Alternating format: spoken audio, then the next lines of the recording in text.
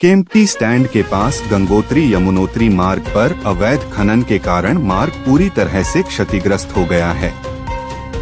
इसके चलते यहां से वाहनों की आवाजाही पूरी तरह बंद कर दी गई है। अधिकारियों के अनुसार मार्ग लगभग 15 से 20 दिनों तक बंद रहेगा। मार्ग बंद होने के कारण स्थानीय लोगों और पर्यटकों को भारी परेशानी का सामना करना पड़ रहा है। सुबह से शाम तक इस मार्ग पर जाम की समस्या भी बनी हुई है। उप जिलाधिकारी राहुल आनंद के नेतृत्व में राष्ट्रीय राजमार्ग मसूरी देहरादून विकास प्राधिकरण और नगर पालिका द्वारा स्थल का निरीक्षण किया गया। निरीक्षण में पाया गया कि मार्ग की स्थिति अत्यधिक अवैध खनन के कारण गंभीर रूप से खराब हो गई है। उप जिलाधिकारी ने निर्देश दिए कि भूस्वामी और संबंधित लोगों के खिलाफ सुसंगत धाराओं में मुकदमा दर्ज किया जाए। यह मार्ग राष्ट्रीय राजमार्ग के अधिशासी अभियंता द्वारा मानचित्रित किया गया था, लेकिन भूस्वामी की अत्यधिक खुदाई से मार्ग क्षतिग्रस्त हो गया।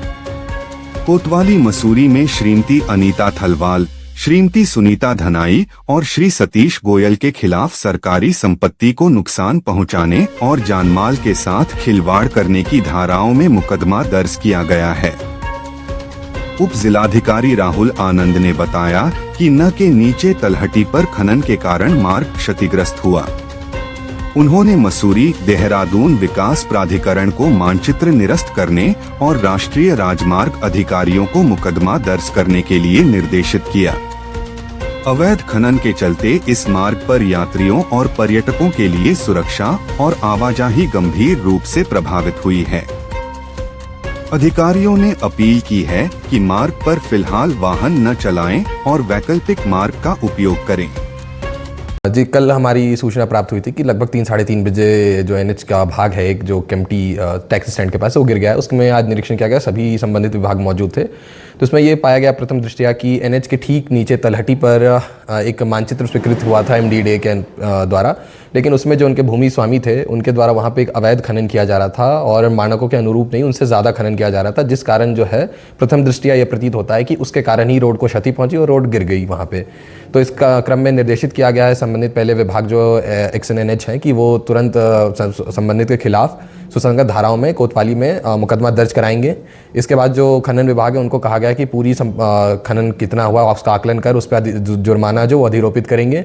इसके अलावा एमडीडीए को भी कहा गया है कि अगर वो चूंकि मानकों के अनुरूप कार्य नहीं हुआ है तो उससे नक्शा निरस्तीकरण की जो 15(9) के अंदर धारा के अंदर जो कार्रवाई होती है वो कार्रवाई की जाए। इसके अलावा जो एक्शन एनएच को भी निर्देशित किया गया कि संबंधित क्षति का जो आकलन है वो आकलन कर और पूरी वसूली की जो कार्रवाई है वो संबंधित जो भी अवैध खनन करता है उनसे वसूल की जाए, उसके हेतु आवश्यक कार्रवाई करेंगे। जी, रोड अभी फिलहाल तो देखिए 4 पहियों के लिए बंद है। 2 पहियों के लिए हमने साइड से एक वैकल्पिक व्यवस्था बना रखी है। इसके अलावा डाइवर्जन प्लान किया गया है। हम कोशिश करें कि जल्द से जल्द करें, बट लगभग फिर भी हम 15 से 20 दिन लगभग इस रोड को पूरी तरह से सुचारू करने में लग जाएंगे। जी, ये शिकायतें प्राप्त हुई। खनन विभाग को लगातार कहा गया कि वो घूम कर पूरे क्षेत्र अंतर्गत भ्रमण करते रहेंगे और इस केस में तो ये हुआ है कि एनओसी नहीं दी गई थी, तो इसमें तो जो पूरा चालान होगा वो पूरा चालान किया जाएगा।